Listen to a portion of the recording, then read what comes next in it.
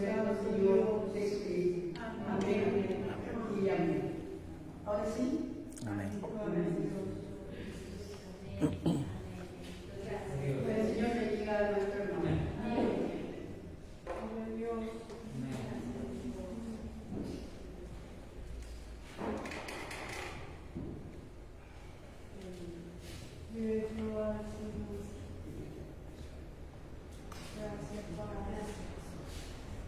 Que Dios, hermano, bendiga en esta noche. Damos gracias al Señor por todo su asiento. Estamos en este lugar, hermano, para poder aprender, ¿no es cierto?, de la palabra del Señor, porque a eso hemos venido, ¿no es cierto?, en esta noche, a poder, hermano, aprender, ¿no es cierto?, de su palabra, que es lo que nos ha llevado, ¿no es cierto?, en esta hora a estar reunidos, hermano, en este lugar. Bendito sea el nombre del Señor. Voy a pedir a mi hermano que por favor me ayude a repartir esta hojita.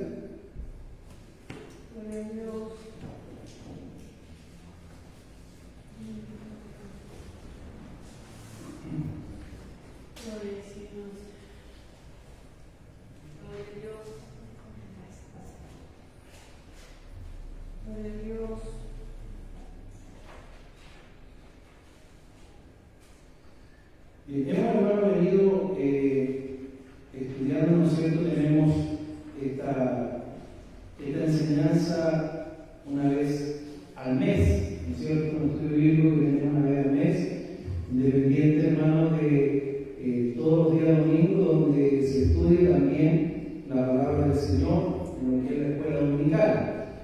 Y ahí, hermanos, hemos venido viendo diferentes enseñanzas bíblicas. Hemos terminado con una serie, hermanos, de enseñanzas acerca del libro de Génesis, de la escuela dominical, y hemos comenzado con el Evangelio según San Mateo. Así que a los que no han asistido a la escuela dominical, yo les animo para que usted pueda venir los días domingos, ¿no es cierto?, y poder también estar en la clase de la escuela dominical a partir de las 10:30 de la mañana, donde hay un devocional, donde oramos, cantamos, glorificamos el nombre del Señor, y luego, hermanos, pasamos a estudiar la palabra del Señor durante 40 minutos, donde se desarrolla lo que son las clases bíblicas. Y como les digo, empezamos entonces esta serie de enseñanzas acerca del Evangelio de Mateo. Así que yo le animo al Señor para que usted pueda separar ese tiempo del día domingo de poder estar también en este lugar en la casa del Señor. Y hemos, decía yo, comenzado ya hace algunos meses estudiando entonces acerca de la Trinidad. Veíamos, ¿no es cierto?, en primera instancia, gracias, ¿qué era la Trinidad o quién es la Trinidad? ¿Se recuerdan? ¿Es el primer estudio que tuvimos? ¿Quién es la Trinidad? Veíamos y desarrollamos, ¿no es cierto?, quién es la Trinidad, quién la compone, ¿no es cierto?, la Trinidad. Y luego, hermano, empezamos a desglosar la Trinidad y empezamos a hablar el segundo estudio que tuvimos acerca de Dios Padre, ¿no es cierto? Hablamos acerca de Dios Padre, bendito sea el nombre del Señor. Y, hermano, pues en esa clase que tuvimos, veíamos, ¿no es cierto?, a Dios Padre como creador, lo veíamos también, ¿no es cierto?, como el Dios todopoderoso y también como el Padre misericordioso. Decíamos que Dios Padre obra con poder y también con misericordia a favor de sus criaturas. Bendito sea el nombre del Señor. Hablamos, hermano, también dentro de lo que era quién es la Trinidad. Decíamos de que Dios el Padre no procede del Hijo ni procede del Espíritu Santo. Amén. Jesucristo, ¿no es cierto?, no procede del Espíritu Santo, pero sí procede del Padre. Y el Espíritu Santo procede del Padre y procede del Hijo. Amén. Estos tres son un solo Dios en tres personas divinas. Bendito sea el nombre del Señor. Y en esta hora, hermano, vamos entonces a entrar a desglosar lo que tiene en su hojita y en su mano, acerca de lo que es, amados hermanos, entonces, la segunda persona de la Trinidad, que es Dios Hijo. Así que vamos, hermano, a ver al Dios Hijo. Y tenemos ahí como un texto central Mateo capítulo 16, el versículo 16, que dice: respondiendo Simón Pedro dijo: tú eres el Cristo, el Hijo del Dios viviente.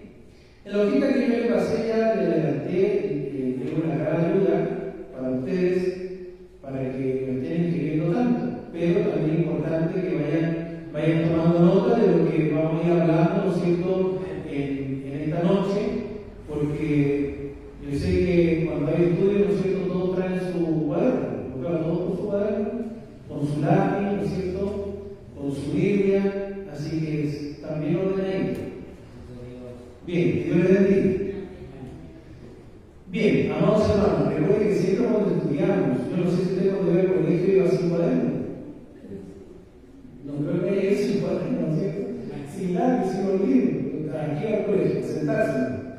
No, cuando uno va a clase, lleva su material, lleva su cuaderno, lleva su libro de la asignatura que le corresponde, sus lápices, para poder escribir. Lo mismo, hermano, cuando nosotros vimos un estudio de la palabra del Señor, o una clase bíblica de la escuela dominical, tenemos que traer algo, ¿no es cierto?, donde podamos, ojalá, hermano, tener un cuaderno especialmente para eso. Entonces, usted, ¿qué es lo que hace? Coloca la fecha, coloca el título de lo que se está estudiando y comienza usted a tomar apuntes. Y eso le va a servir a usted como ayuda de memoria cuando usted esté en su casa, tiene un tiempo libre, un tiempo de devocional en su casa, toma su cuaderno de estudio y comienza usted a hojear lo que ha venido aprendiendo, ya sea en una escuela dominical o ya sea, ¿no es cierto?, en un estudio como lo estamos teniendo en esta noche. Amén. Entonces yo ahí le adelanté algo para que su mano no se le canse tanto de escribir. Ahí tiene, ¿no es cierto?, el título, ¿no es cierto?, tiene el texto central, las metas de enseñanza, los puntos que vamos a ir, ¿no es cierto?, desarrollando. Y a la vuelta de la hojita que le pasé, porque por ambos lados, no sé si se dieron cuenta. Algunos todavía no. Bueno, a la vuelta de la hojita hay varias preguntas. Estas preguntas no es necesario que usted me las traiga, la respuesta, pero sí que usted tenga esa responsabilidad de que en casita, cuando tenga el tiempo, un tiempo libre, se siente con su Biblia, ¿no es cierto?, se siente con su apunte que usted va a tomar en esta noche y recordando la enseñanza, y va usted desarrollando cada una de las preguntas que están puestas aquí, porque eso también le va a ayudar a usted. Amén. También al final hay unas lecturas diarias de lunes a sábado que tienen relación con lo que vamos a ver esta noche.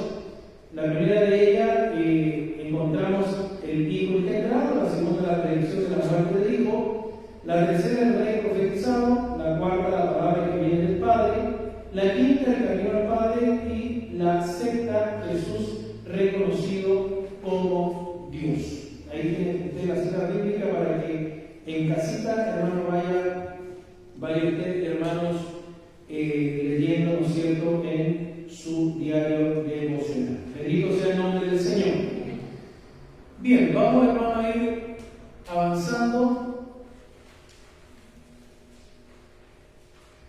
Bien, los fundamentos bíblicos, tenemos ahí la cita bíblica, Isaías 53, versos 3 al 6, Mateo capítulo 16, versos 13 al 17, Juan 14, 1 al 3, Filipenses 2, del 5 al 11, Colosenses 1, versos 15 al 20, Hebreos capítulo 4, versos 14 al 16, capítulo 9, versos 27 al 28. Comenzamos entonces con una pregunta. La pregunta es: ¿cómo respondería usted a alguien que le pidiera una descripción de quién es Jesús? Si alguien se le parara enfrente hoy y le preguntara a usted o le pidiera a usted que le describiera quién es Jesús, ¿cómo le respondería a usted? ¿Cuál sería su respuesta de quién es para usted Jesús?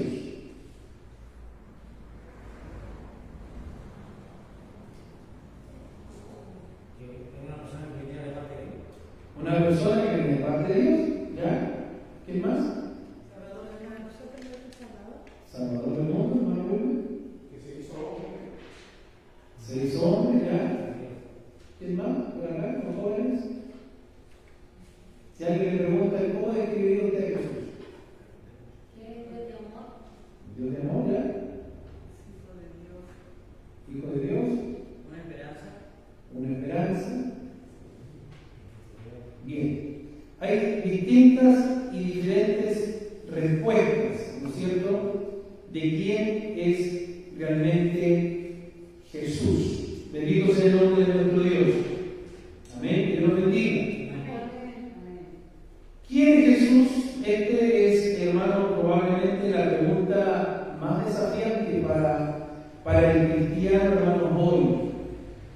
Podríamos preguntar, ¿fue solo un sabio? ¿Un celote con ambiciones? ¿Una figura histórica imposible de conocer? La mayoría de las preguntas que enfrentamos los cristianos se centran también, hermanos, en lo que es su autoridad. La autoridad. La Escritura enseña, hermanos, claramente que Jesús es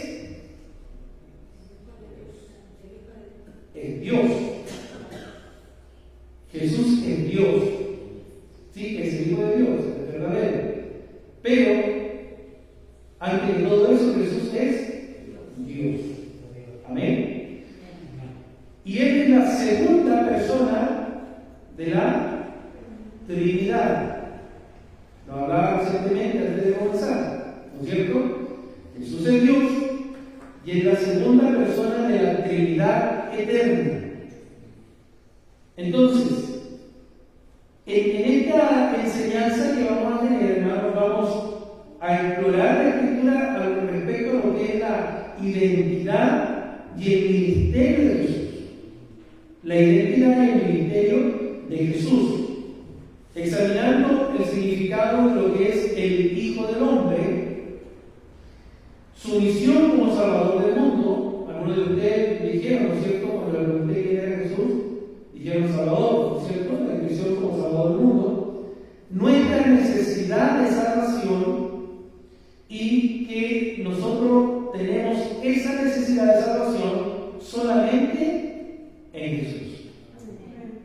Entonces, vamos a hablar, hermano, de lo que es la esperanza bienaventurada, su segunda venida, y nos debemos preparar al mismo tiempo que ayudamos a otros a prepararse para este momento glorioso.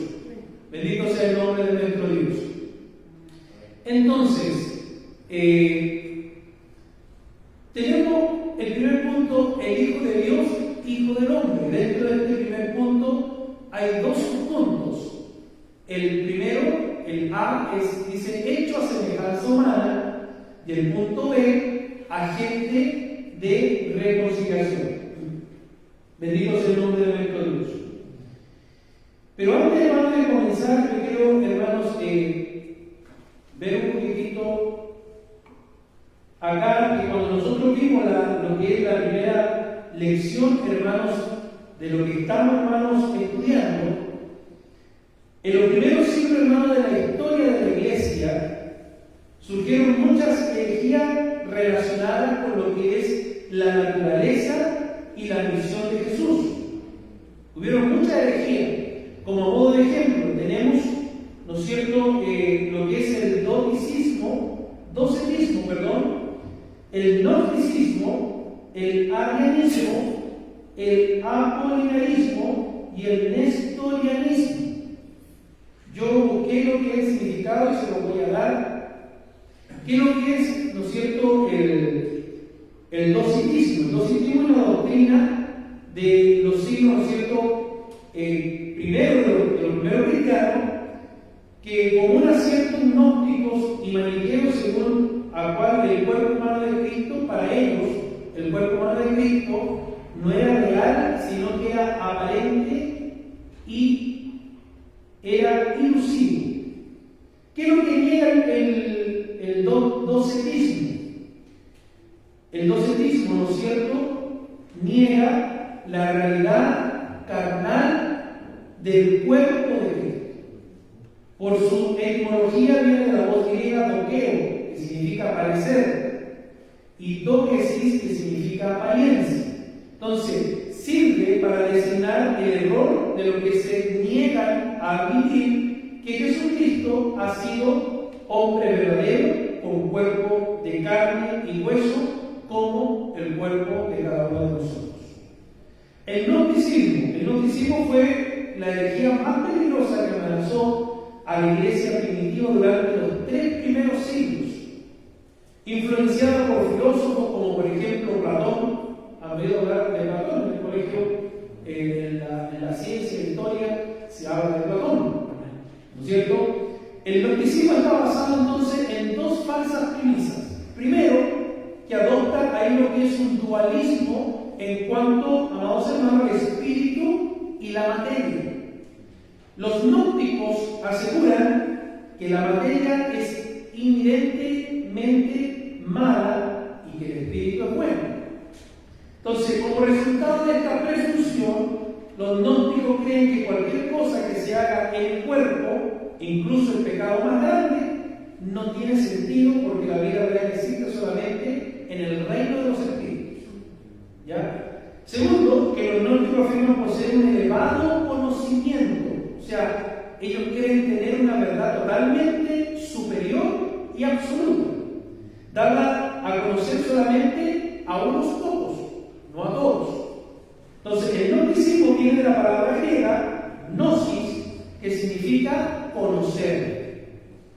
Los gnósticos sostienen poseer un conocimiento superior adquirido no en la Biblia, sino en algún plano místico superior de la existencia. Los gnósticos se ven a sí mismos como una clase privilegiada, como una clase elevada, sello superior, ¿no es cierto?, sobre todo lo demás por su conocimiento más elevado y profundo que ellos supuestamente tienen, ¿no es cierto?, de Dios.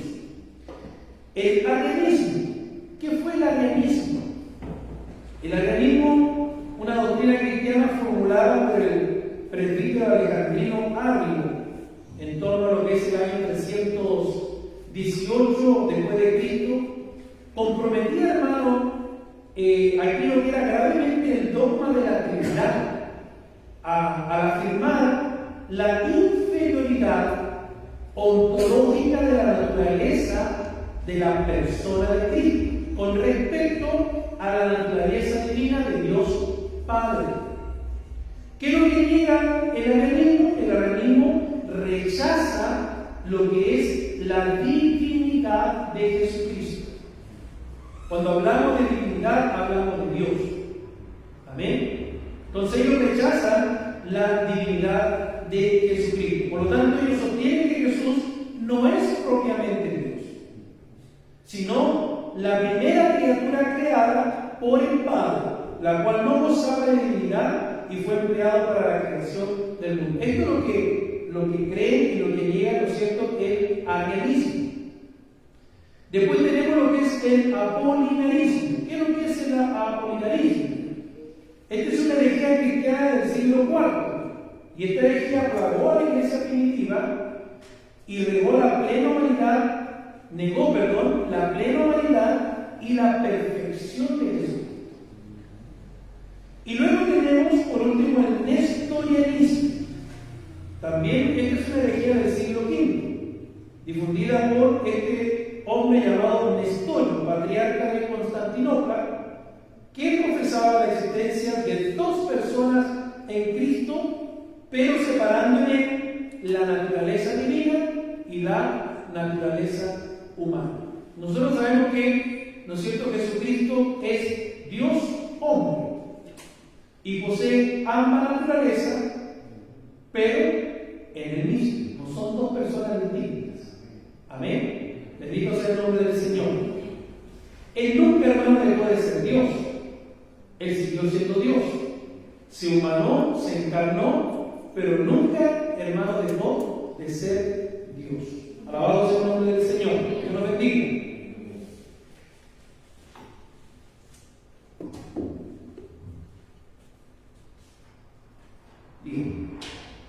Hijo de Dios, hermano, hijo del hombre. Mateo capítulo 16, versículo 13 al 17, Jesús y sus discípulos tienen allí una conversación acerca, hermano, de una pregunta crítica. Y esta pregunta crítica que ellos tienen es la siguiente: ¿quién dicen los hombres que es el Hijo del Hombre? ¿Quién dicen los hombres? Versículo 13. Estamos en Mateo 16. ¿Quién dicen los hombres que es el Hijo del Hombre? Entonces, esta pregunta, hermano, toca lo que es el centro mismo del ministerio y lo que es la misión de Jesús. Yo voy a tratar de ir resumiendo, hermano, esto, porque este tema, con estos dos puntos, podemos tener como matrimonio. Pero yo se lo voy a tratar de ir resumiendo, hermano, para que tratemos de alcanzar en 40 minutos, a lo más 50, de poder ver, hermano, todo lo que hemos planificado para hoy acerca de Dios e Hijo. Amén. Entonces, tratemos de ir saltando algunas cosas para poder, hermano, ir avanzando. Entonces, decía yo que esta pregunta toca lo que es el centro mismo del ministerio y la misión, hermano, de Jesús. Con todo, nosotros necesitamos captar primero lo que significa este título, Hijo del Hombre. Fíjese cuando está escrito ahí en la palabra, Hijo con mayúscula y del hombre también con mayúscula. Entonces, la expresión Hijo del Hombre, si nosotros vamos y estudiamos la palabra del Señor, aparece más de 80 veces en los evangelios. Más de 80 veces. En todas estas ocasiones, o bien es Jesús quien la cita, o es alguien que se refiere a una ocasión en que Él la dijo. Bendito sea el Señor. Hay un digo, hermano, que consideran que es la manera preferida en que Jesús se refiere a sí mismo, como Hijo del Hombre. En el Antiguo Testamento encontramos que este término se puede usar simplemente para identificar a un ser humano, pero no obstante también se encuentra, si nosotros vamos al libro de Daniel, usted puede buscarlo en esta noche, capítulo 7, verso 13 y verso 14. En el libro de Daniel lo encontramos aquí para describir a aquel que traería a este mundo la justicia y el reino de Dios y también con ello su juicio. ¿Hay alguien que lo buscó? Para que lo podamos leer. Daniel capítulo 7, verso 13 y verso 14.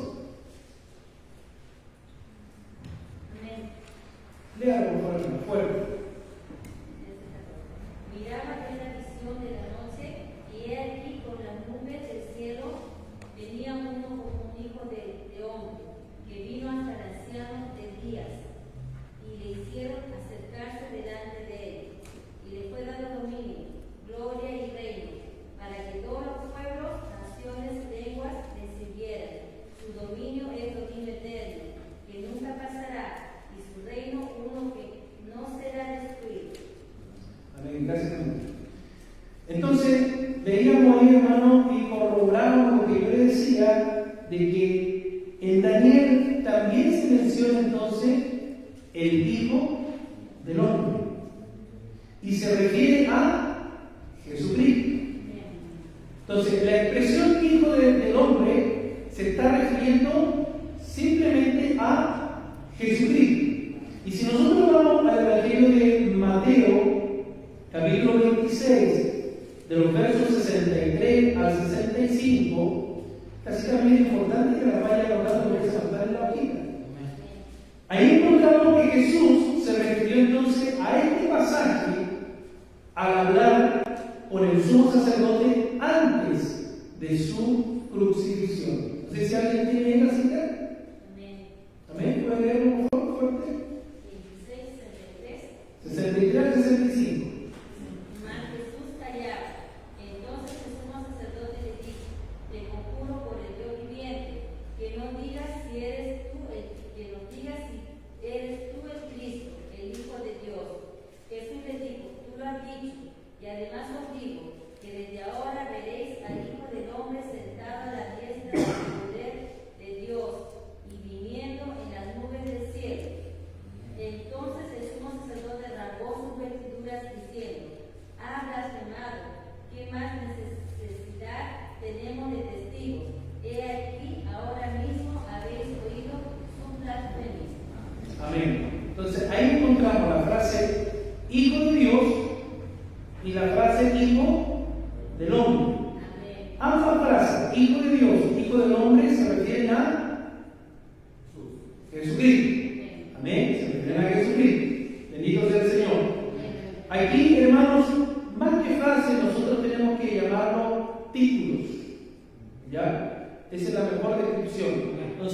ambos usos del título de Hijo del Hombre o Hijo de Dios corresponden a la persona de Jesús. Él anduvo sobre esta tierra como ser humano. Amén. Experimentando lo que es la vida, hermano, en carne propia, en esta carne humana. Aunque dice la Escritura que en él no se halló pecado alguno. Ahora esto, hermano, para nosotros es un logro que debemos también alcanzar, o que Jesús, podríamos llamarlo en nuestro término humano, que nos dejó una vara muy alta. Porque él en su humanidad dice que fue tentado en todo y en él no se halló pecado. Entonces, significa que nosotros podemos seguir también la misma línea de Jesús. Si él pudo, hermano, en un cuerpo humano, que también estuvo expuesto a tentaciones, ¿no es cierto?, a luchas espirituales, como la que nosotros hoy tenemos, pero sin embargo él se mantuvo aferrado a su Padre y no se dio en su humanidad.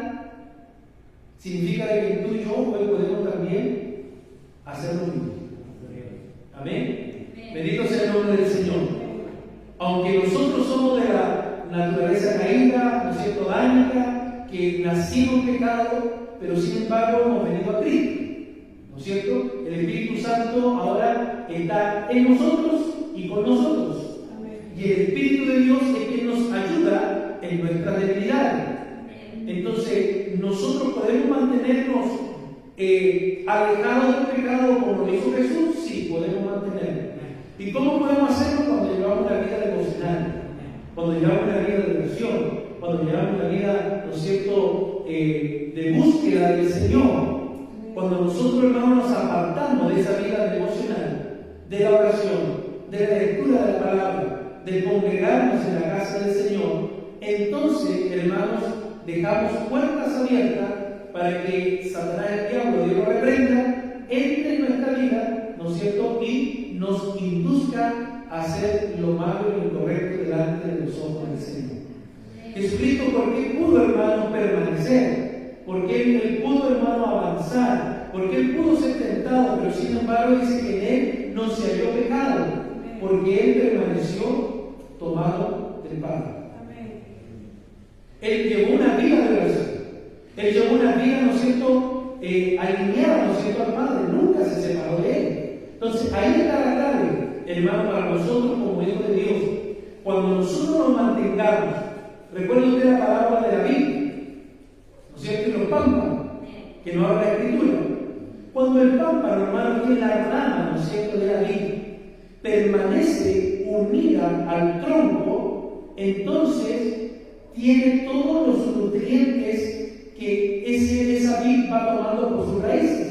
El agua, las vitaminas y todo lo que va subiendo por ese tronco, y la ramita, que es el pámpano, va tomando todo eso y por lo tanto comienza a florecer, comienza a salir de sus hojas y comienza a dar el fruto. Pero si yo vengo y tomo esa rama y la corto, ¿qué es lo que va a pasar? ¿Seguirá floreciendo? ¿Seguirá dando fruto? No, ¿por qué? Porque fue cortada, fue separada, ¿no es cierto?, del tronco que le daba vida. Por eso Jesús usó, ¿no es cierto?, esta alegoría, en esta parábola, para enseñarle, ¿no es cierto?, a sus discípulos. Él dijo: yo soy la vid verdadera. Jesús dijo: yo soy la vid. Vosotros sois los pámpanos, ustedes son los ramos. No lo deja hacer. Y todo pámpano tiene que, si está en mi tiene que llevar mucho fruto. Entonces, la clave está, queridos hermanos, en que nosotros nos mantengamos arraigados a la vid verdadera. Amén. ¿Cuánto alaba a Dios? Amén. Bendito sea el nombre del Señor. Dios lo bendiga. Avanzamos. Filipenses capítulo 2, versos 5 al 11. Describe, hermano, aquí el apóstol Pablo, cuando escribe esta carta a la iglesia de Filipo, describe bien, hermano, los aspectos humanos y divinos de lo que significa decir que Jesús es el Hijo del Hombre. Gloria sea al Señor.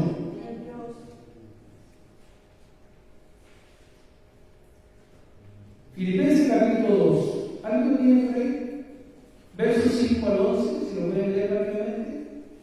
Haya pues en vosotros este sentido, que vos también en Cristo Jesús, el cual siendo en forma de Dios, no estimó a ser igual a Dios como cosa que aferrarse, sino que se despojó a sí mismo, tomando forma de siervo, hecho semejante a los hombres, y estando en la condición de hombre, se humilló a sí mismo en Dios, haciéndose obediente hasta la muerte y muerte de cruz, por lo cual Dios también lo exaltó hasta el sumo y le dio un nombre que es sobre todo nombre, para que en el nombre de Jesús se doble toda rodilla de los que están en los cielos y en la tierra y debajo de la tierra, y toda lengua confiese que Jesús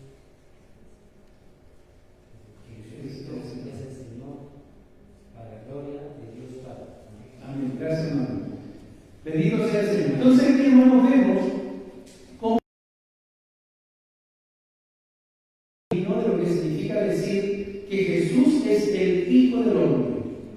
Los expertos señalan que la palabra traducida como forma en el versículo 6 de Filipenses no tiene un equivalente preciso en los idiomas modernos. Jesús posee los atributos esenciales de lo que significa ser Dios. Por esa razón, el hecho de tomar forma humana significó para él dejar a un lado que por ser Dios era suyo por derecho. ¿Se entiende? Repito, por esa razón, el hecho de tomar forma humana significa aquello que por ser Dios era suyo.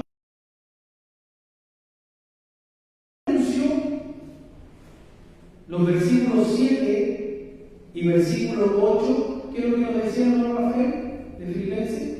Sino que se despojó a sí mismo, tomando forma de Se despojó a sí mismo. Entonces, este versículo 7 y verso 8 nos ayudan a entender el hermano mejor. El versículo 7 significa literalmente que Jesús, ¿qué es lo que hizo? Se vació. Se vació al tomar carne humana. Esto, hermano, no significa que haya cambiado una forma por la otra, no. Jesús no dejó de ser Dios. Vuelvo y repito eso. Él no dejó de ser Dios. Jesús, hermano, siguió siendo Dios, aunque se convirtió ahora, dice la Escritura, en un siervo obediente. En un siervo obediente que hizo la voluntad del Padre. Aunque esto significara la forma más profunda de humillación, verso 7 y verso 8, la escandalosa deshonra de morir en una cruz. Esta forma de morir era tan vil que los judíos creían que era una maldición. Eso lo podemos ver ahí en Deuteronomio capítulo 21, versículo 23. El versículo 9 de Filipenses capítulo 2 nos presenta una perspectiva muy diferente, hermano, acerca de Jesús. La expresión que dice ahí, por lo cual Jesús, por haberse vaciado, más bien describe lo que podríamos llamar aquí lo que es el que tuvo que hacer Jesús. Por medio de su resurrección y por medio de la ascensión, Cristo mostró de que Él era verdaderamente Dios. Plenamente, dice la palabra, exaltado. Amén. Y absolutamente merecedor de la adoración de la humanidad. Él es el Hijo del Hombre y también eres el eterno Hijo de Dios. Alabado sea el nombre de nuestro Dios. Que Dios nos bendiga. Amén. Ahí, hermano, vemos, hermano, lo que es la supremacía, hermano, de Cristo. ¿Qué es lo que es la supremacía de Cristo? ¿Qué significa la palabra supremacía? Cuando hablamos de la supremacía, hablamos, hermano, de la autoridad de Jesús y la naturaleza divina. Y cuando hablamos de la preeminencia, hermanos, significa que Él ocupa el primer lugar en todo. Cuando hablamos de la preeminencia, que Él ocupa el primer lugar en todo. Él es el agente y Él es el autor responsable.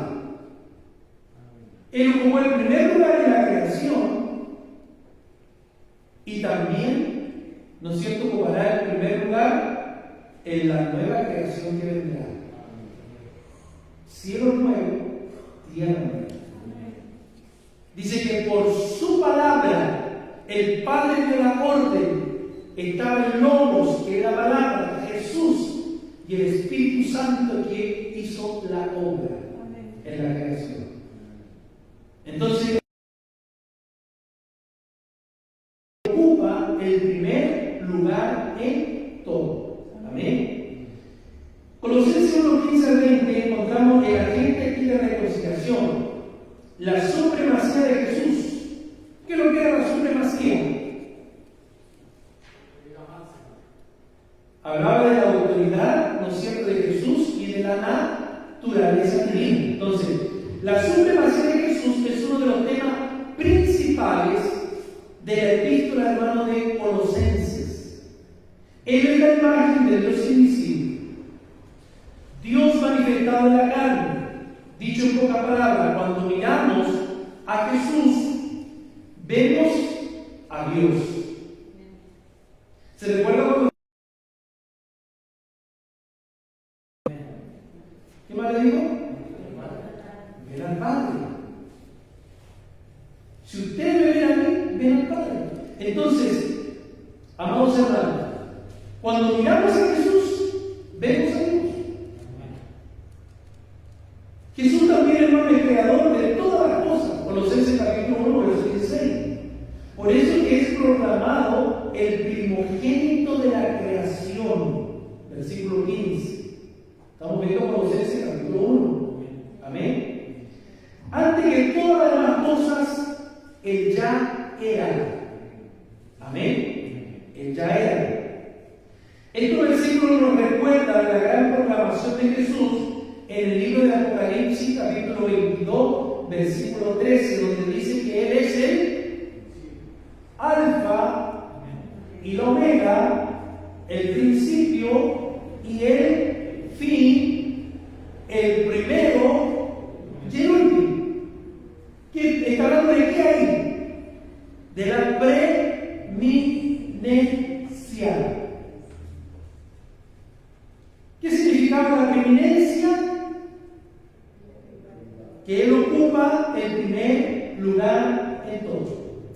¿Y qué dice Juan en Apocalipsis 22:13? Él es el Alfa. La letra del alfabeto griego. Alfa, la primera letra. Omega, la última. Él es el Alfa y el Omega. Primero y el último. Principio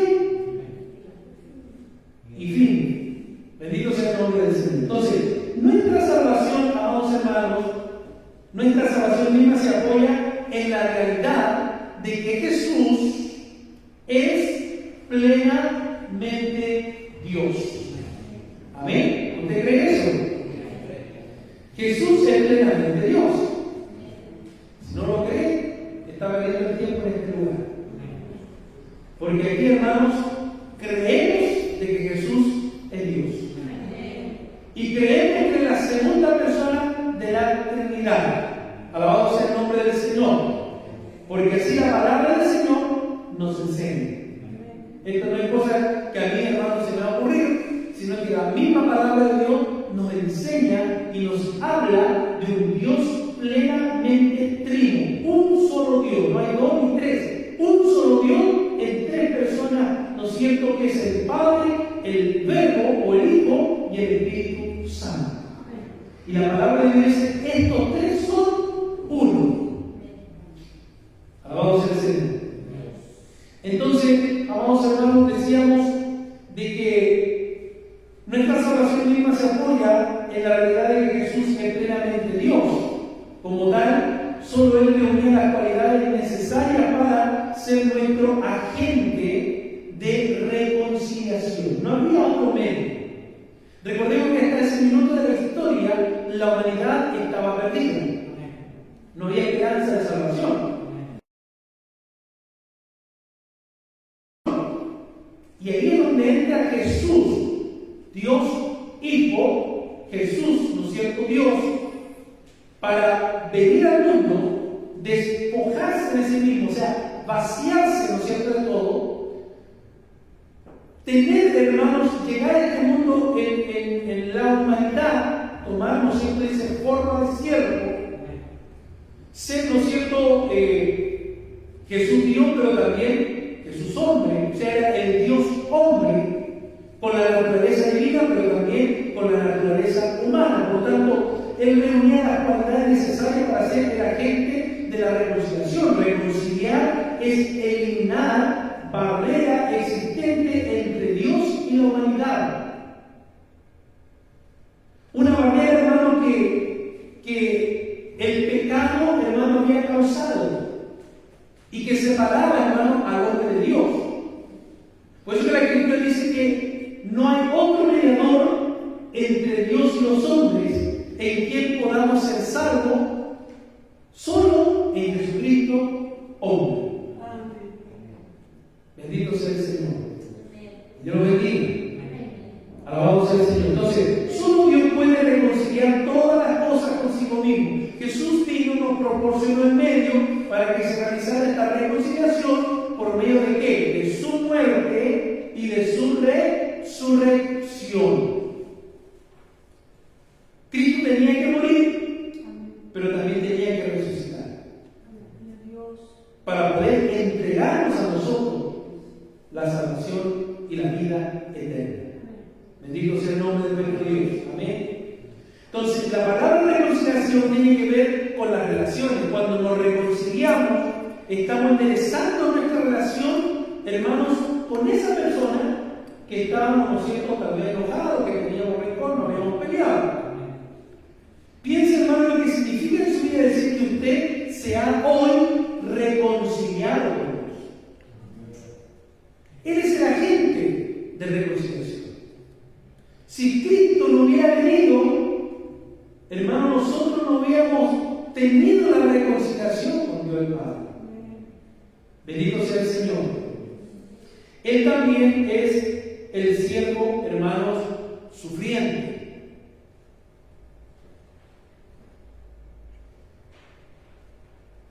El profeta Isaías nos dice de que él fue despreciado y fue rechazado, ¿no es cierto?, por los hombres. Isaías capítulo 53, versículo 3 al versículo 6. Ahí nos encontramos en la palabra del Señor cómo, hermanos, Isaías profetiza aquí con vívidos detalles el sufrimiento que soportaría, hermanos, el Mesías. Esto yo lo llamo, hermanos, este capítulo 53 de Isaías como una radiografía de Jesucristo. Cuando nosotros tomamos una radiografía, ¿qué es lo que hace la radiografía? En ella vemos todo, ¿no es cierto? En la zona donde tomamos todo lo que no podemos ver con nuestros ojos, ¿no es cierto? Todo lo que está ahí adentro. Entonces, hermanos, el capítulo 53 es como una radiografía, hermanos, del sufrimiento, hermanos, de Jesús. La humanidad no entendería lo que era la obra que había realizado el Padre, porque el Mesías tendría, hermanos, poco parecido con lo que nosotros esperaríamos. Él no vino como que esperaban los judíos? Esperaban un Salvador, pero no del tamaño de Jesús, sino que el Salvador que ellos esperaban era alguien que viniera con espada. Lo que esperaban los judíos, que viniera un Salvador, pero con una espada, con un escudo, ¿no es cierto?, que fuera un revolucionario y que armara, ¿no es cierto?, ahí como un tipo golpe de Estado y los libertara a los judíos del Imperio Romano. Pero más Jesucristo, el Salvador del mundo, Él vino, pero no con una espada, sino que vino en calidad de siervo. Él no vino como rey, Él vino como siervo. Conforme, hermano, nosotros vamos viendo lo apasionante que está, es importante que nos vayamos enfocando en quién fue Dios Hijo, quién soportó, hermano, todas las cosas. Dice la palabra del Señor que lo siguieron a Él grandes multitudes. Amén. Pero sin embargo, ellos estaban buscando una clase diferente de Mesías. Estaban buscando otro Mesías, uno que venciera a Roma. Y cuando llegó el momento de su sacrificio, de manera, hermano, definitiva en lo que es su sacrificio en la cruz. Mateo capítulo 8, verso 17 aplica lo que habla este versículo 4 del capítulo 53 de Isaías. Y lo aplica, hermano, a nuestras enfermedades. La humanidad, desde su punto de vista, consideró a Jesús como herido por capítulo 26, versos 65 y 66, que los líderes religiosos lo acusaron de blasfemia y que fue considerado digno de morir. Además de esto, soportó, dice, el castigo. El versículo 5 del capítulo 53, soportó el castigo por nuestros pecados.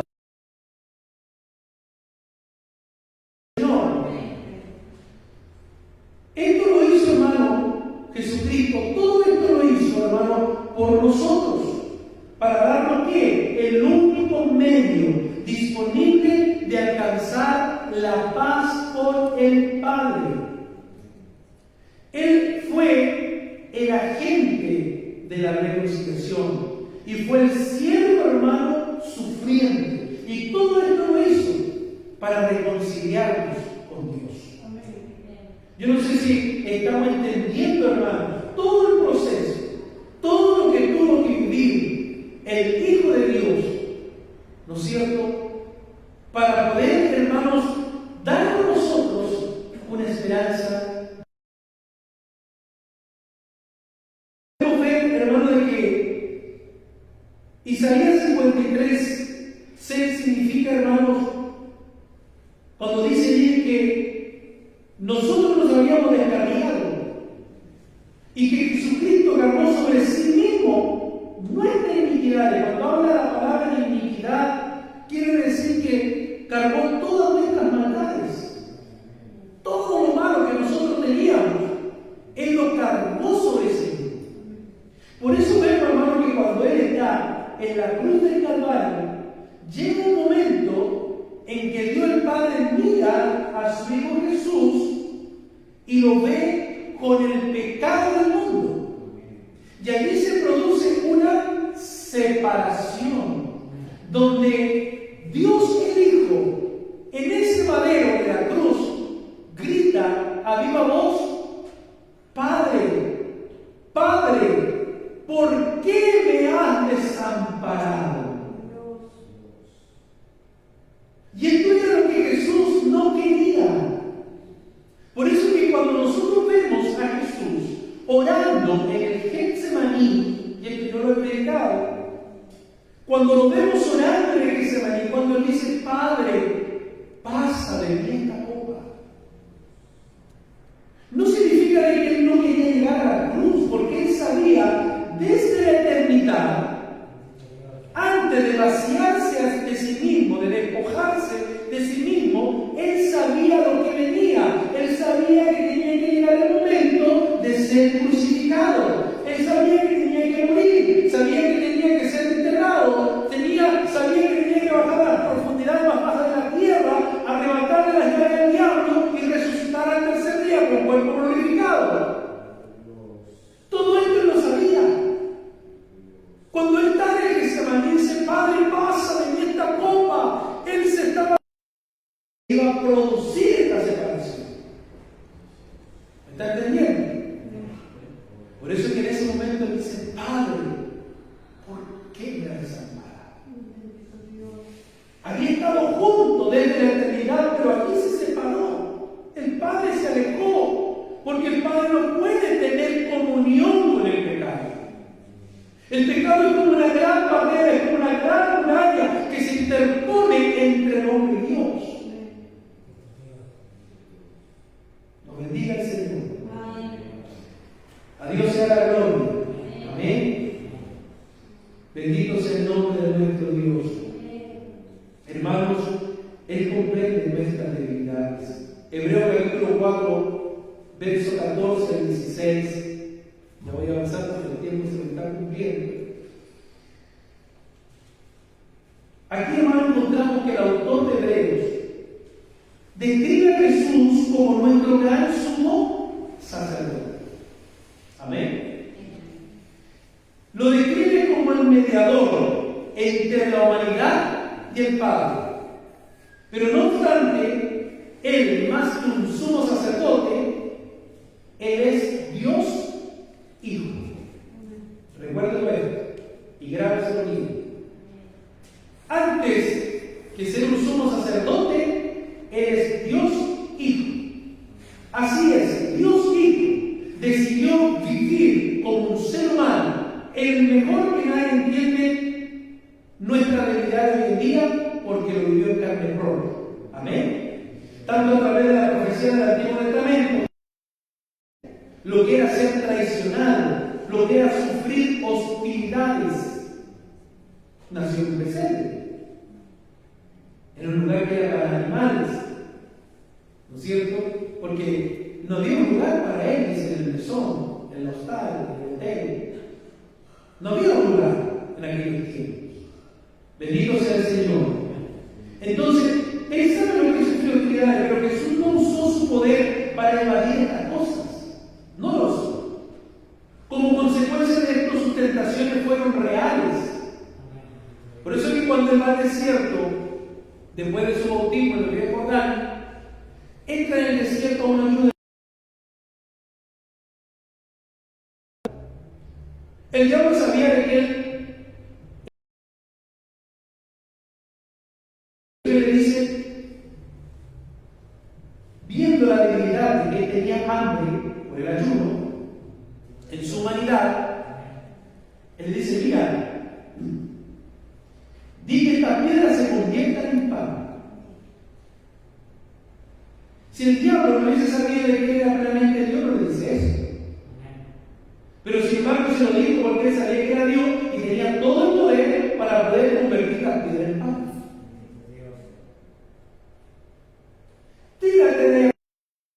Entonces, él, hermanos, sabía lo que era estar cansado, lo que era negado, lo que era ser traicionado. Pero él no usó ningún poder, hermanos, para evadir todo esto. Sus tentaciones fueron reales, no fueron diferentes a las nuestras. La diferencia, hermanos, está en que él no se dio a la tentación. Ahí está el punto. ¿Podemos ser tentados? Sí. Eso no es pecado. Podemos ser tentados. El pecado está tentado en todo, pero no se dio, ¿no es cierto?, a la tentación.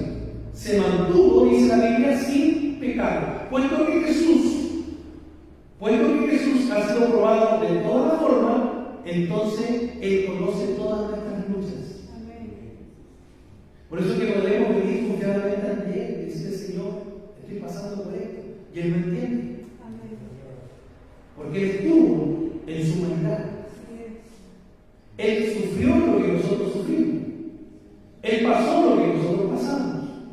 Por eso Él conoce nuestras debilidades. Alabado sea el Señor. A Dios sea la gloria. Amén. Y como Él conoce nuestras luchas, conoce nuestras situaciones por las que pasamos, Él quiere ayudar a los que invocan en su momento de Y a partir de esto se nos invita entonces ¿a qué? A acercarnos al Hijo de Dios confiadamente para pedir ayuda en esos momentos difíciles. Amén. Acercándonos confiadamente ante el trono de la gracia, dice Hebreo, para hallar el oportuno socorro. ¿Por qué? Porque Él es Dios. Amén. Porque Él es Dios, tiene poder para ayudarnos, cualquiera sea nuestra necesidad. ¿Por qué? Porque Él nos ama. Amén. ¿Sabía que Dios le ama? Amén. Dios nos ama. Con nuestros errores, con nuestras imperfecciones, hermano, con nuestras luchas. Él nos sigue amando. Gloria sea al Señor. Y Él se identifica con nosotros. Sabemos que Él está dispuesto a ayudarnos. Él tendrá misericordia de nosotros y nos concederá su gracia para ganar cada una de nuestras batallas. A Dios sea la gloria. Amén. Vamos a ver el último punto rápidamente.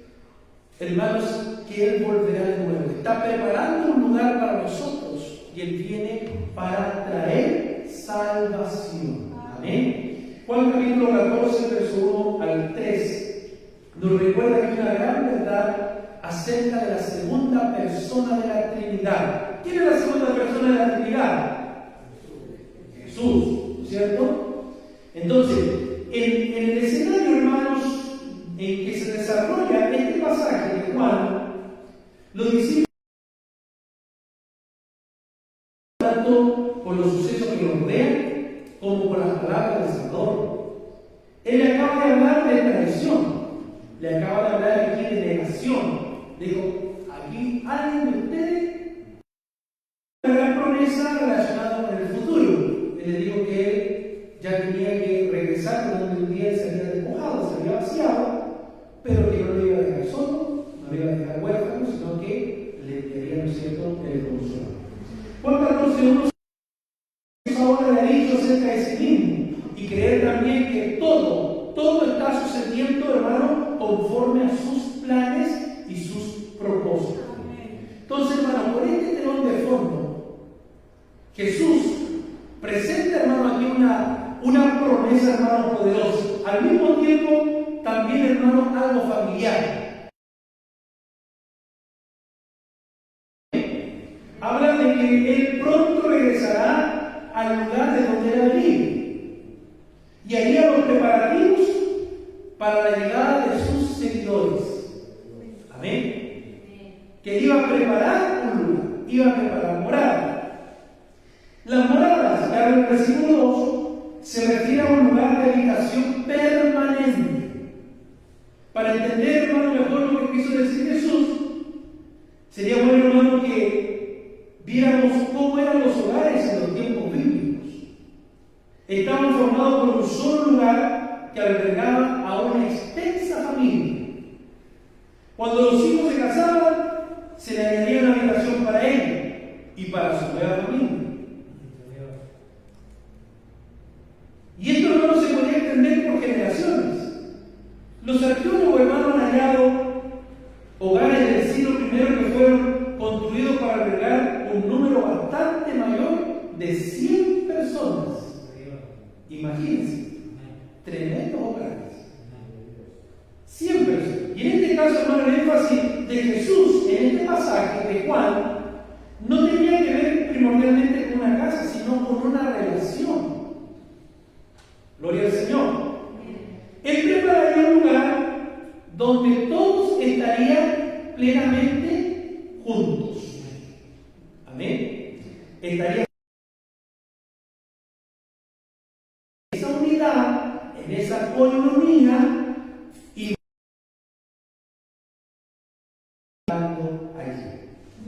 Será un lugar de habitación permanente con Dios, libre de preocupaciones, libre de confusiones, de un mundo, hermano, perdido, alabado sea el Señor, de hogar, no como un templo lleno, donde cada uno está por su lado.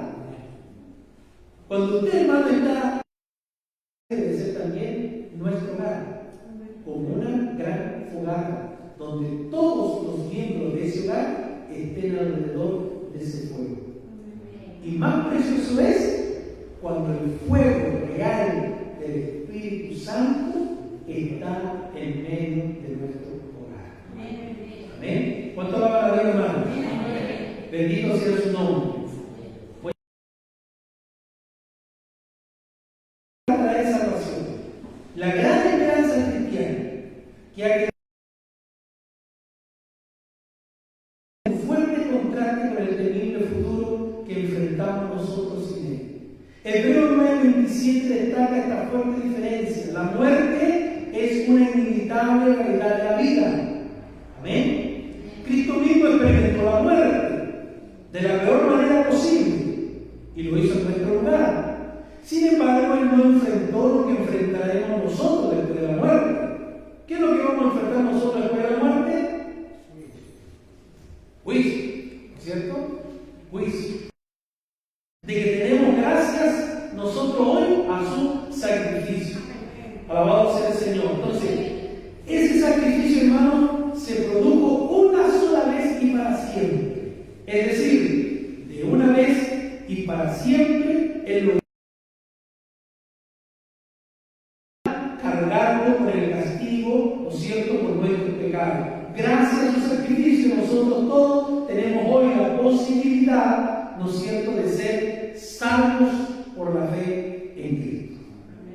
Pero sin embargo, el don de la salvación no quiere decir que el perdón es una experiencia que vivimos solamente una vez en la vida.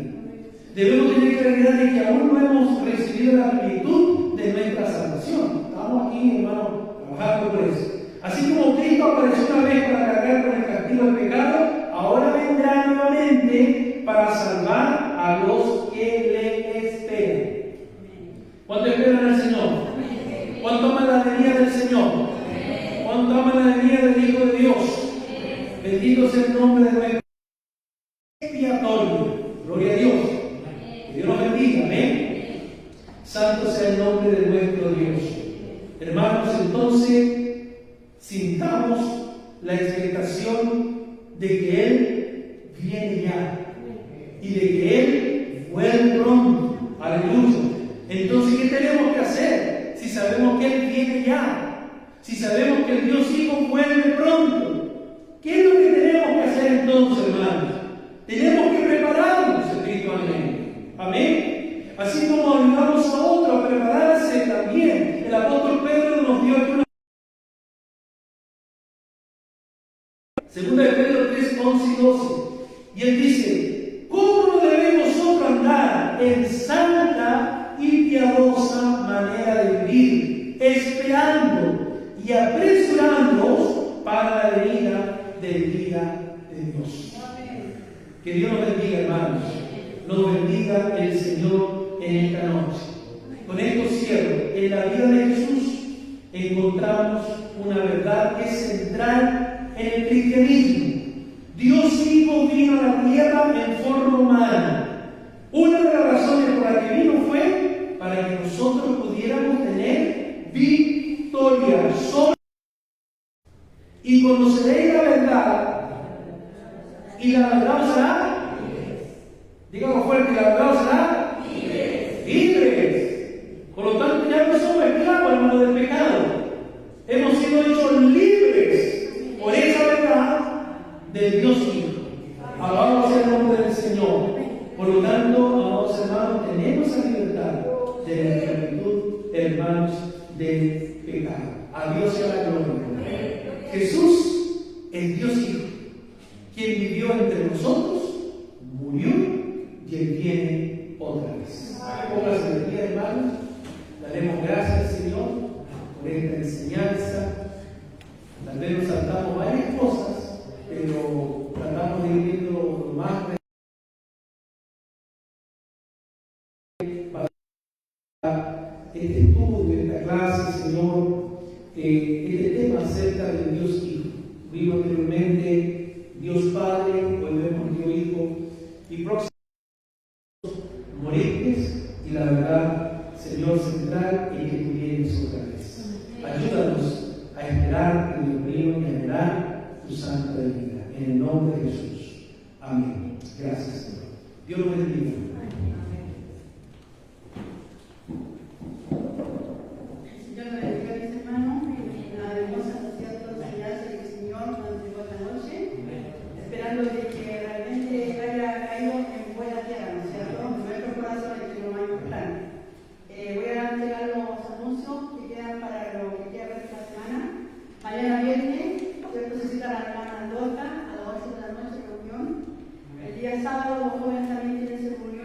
de la noche